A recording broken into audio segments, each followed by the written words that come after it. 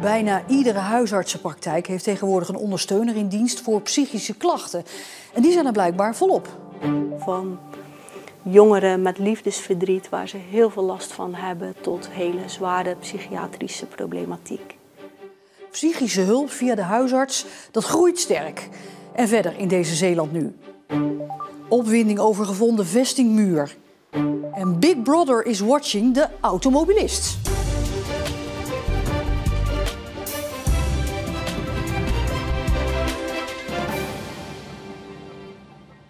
Goedenavond. Psychische hulp bij de huisarts heeft een enorme vlucht genomen.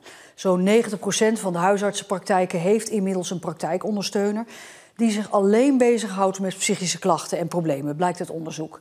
Het is een echte aanwinst en wordt alleen maar belangrijker, zeggen de huisartsen. Hoe gaat het met meneer Jansen? Goed, ik heb hem net gezien. Het ging beter dan de vorige keer dat ik hem zag. Huisarts Peter Ballière en praktijkondersteuner Daphne Mahu. In Bresken zijn ze in overleg over een patiënt die depressief is. Daphne is praktijkondersteuner, POH GGZ. Dat betekent dat ze zich alleen bezighoudt met patiënten die psychische klachten hebben. Die groep is groot en divers. Tot nu toe is de jongste patiënt die ik heb gezien 4 jaar en de oudste 104. Dus dat is echt een hele brede leeftijdscategorie.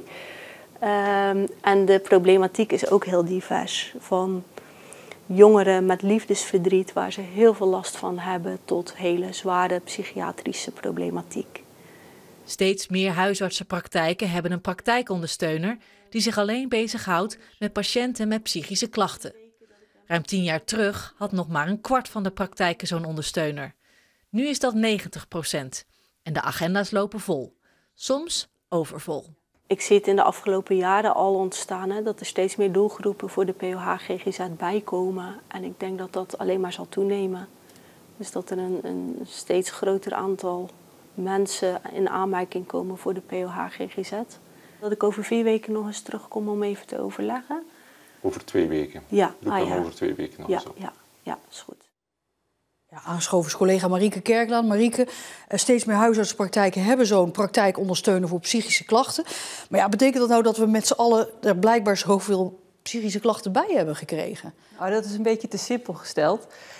Want die klachten die nu door die praktijkondersteuner worden behandeld, werden natuurlijk vroeger allemaal door de huisarts zelf gedaan. Maar dat het niet lekker gaat met onze mentale gezondheid, dat blijkt wel uit allerlei onderzoeken. Onder meer vanuit de GGD-monitor.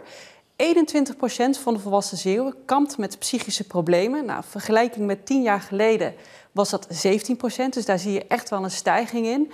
En de helft van het aantal Zeeuwse jongeren kampt ook met psychische problemen. Dat komt onder meer bijvoorbeeld door de gevolgen van de coronacrisis. Dan hoor je in het filmpje die praktijkondersteuner ook praten over hele zware psychische problemen die ze soms ziet. Maar kan ze die zelf oplossen? Nou, 60% van de mensen die zich aanmeldt bij de huisarts en uiteindelijk bij de praktijkondersteuner terechtkomt, wordt geholpen door die praktijkondersteuner. Dus door therapie, door gesprekken, door combinaties met bijvoorbeeld ook online therapie. Dus dat is behoorlijk veel. En de huisarts zelf die spreekt ook van een enorme aanwinst. We zijn heel blij dat we die ondersteuning hebben. Dat maakt dat we ontlast zijn en dat de patiënt ook een betere aanpak heeft van die problemen. De POH beheerst toch een ander type gesprekken, weet van therapieën die de mensen helpen en heeft ook vooral meer tijd om die gesprekken te voeren. Ja, die praktijkondersteuner heeft dus echt voordelen voor de huisarts. Ja, niet alleen voor de huisarts, want het gaat ook om kosten. Want doordat die patiënten dus bij de huisarts blijven en bij die praktijkondersteuner, hoeft die niet doorverwezen te worden naar de tweede lijns GGZ, zoals dat heet, de duurdere GGZ, zoals bij Emergis en Zeeuwse Gronden. Dus als je het hebt over 60% die dus bij de huisarts kan blijven, ja, die komen dus niet terecht op die langere wachtlijsten en ook niet bij de duurdere zorg. Marieke Kerklaan, dankjewel. Rijkswaterstaat waarschuwt voor de sluiting van de Vlakertunnel eind van de maand. De tunnel gaat van dinsdag 31 oktober tot maandag 6 november dicht, omdat Rijkswaterstaat verouderde technische installaties in de tunnel moet vervangen. Er zijn omleidingsroutes, maar die zullen volgens Rijkswaterstaat behoorlijk wat vertraging voor auto's en vrachtwagens opleveren. Rijkswaterstaat wil zoveel mogelijk mensen informeren, zodat ze op een andere manier kunnen gaan reizen of thuis kunnen werken.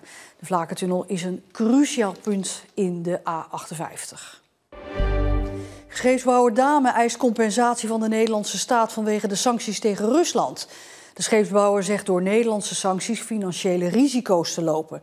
Want ze loopt opdrachten uit Rusland mis, zoals bestellingen voor sleepboten. Welk bedrag Dame eist, dat is nog onduidelijk. De provincie Zeeland vraagt extra geld aan de minister voor Volkshuisvesting en Ruimtelijke Ordening om bouwplannen in Zeeland te versnellen. Met dat geld kunnen gemeenten mankracht inhuren, want veel gemeenten hebben nu een tekort aan personeel, waardoor de versnelling van woningbouwplannen niet van de grond komt. Die versnelling is nodig omdat de overheid de komende jaren een kleine 1 miljoen woningen erbij wil laten bouwen. Wat zijn nou de dingen die jullie eigenlijk niet meer moeten doen? Dingen slopen en volwassenen uitschelden en gewoon andere kinderen uitschelden. In Kruiningen is vandaag een eerste bord met gedragsregels onthuld voor kinderen in het dorp.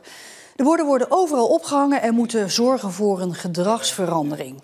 Scholen en sportclubs in Kruiningen trokken een tijd geleden aan de bel, vanwege onder meer vuurwerkoverlast door kinderen uit Kruiningen. En die zouden ook te veel met elkaar vechten en te grof in de mond zijn. Er gebeurt nu best wel veel op het dorp. Er worden veel dingen gesloopt en grote monden tegen volwassenen. Gedraag jij je wel eens niet zo goed? Soms, meestal wel. Soms een kleine ruzie of zo. Is dit niet gewoon een taak van de ouders? Onder andere. Maar zo gewoon is dat dus niet. Dat is best moeilijk opvoeden. Ga je die borden nou ook echt lezen, denk je, als ze hier ophangen? Ik het wel. Ja, naast de borden biedt de gemeente Reimerswaal ook trainingen aan voor scholen en organisaties. Ja, sinds afgelopen zondag weet iedereen van de bijzondere vondst die Erwin Jesterhout uit Filipijnen heeft gedaan. Hij vond delen van de oude vesting van Filipijnen in zijn tuin. Nou, het begon met Omroep Zeeland en daarna, zeker maandag, is het ontploft. Echt, 's morgens vroeg al op Radio 10, interview op Radio Veronica, Radio Nostalgia uit België, Belgische omroep. Ja, het was gisteren gekhuis. Het is dan ook een bijzonder bouwwerk. Dit deel van de vesting was de zogenoemde westelijke stenenbeer van Filipijnen. Dat was een soort gemetselde dijk om de vijand buiten te houden. De vijand kan over die dijk komen met zijn troepen en dat wil je natuurlijk niet hebben. En wat deden ze dan? Dan maakten ze zo'n stenen dijk, een stenen beer noemen ze dat, een muur. Met dan ook zo'n ezelsrug, want als je goed kijkt is dat zo'n hoekige rug. Kun je heel moeilijk overheen lopen. Dus de bedoeling was dan, als die mannen eraan kwamen, dat ze één voor één erover moesten. En als je dan aan de andere kant ging liggen, dan was het maar een kwestie van, nou ja, je weet de rest wel. Prijsschieten. Prijsschieten, ja. En dat is het enige waar zo'n ding voor diende. Buizen staat er niet van te kijken dat het bouwwerk helemaal onder het zand lag. In die tijd werd dat wel vaker gedaan. Als je iets niet meer nodig had, dan gooide je er gewoon een hoop grond overheen. Dat bespaarde het sloopwerk. Dus ja, op die manier is het niet verwonderlijk. Want ik vermoed dat er best nog veel meer in Filipijnen onder de grond zit wat dat betreft. Toch moet nu niet heel Zeeuws-Vlaanderen gaan spitten. Buizen heeft een betere tip. Als je wil weten waar dingen liggen, moet je toch in archieven kijken. En vooral kaarten bestuderen, ja. Voor automobilisten is het tegenwoordig lastig om ongezien Zeeland in of uit te komen.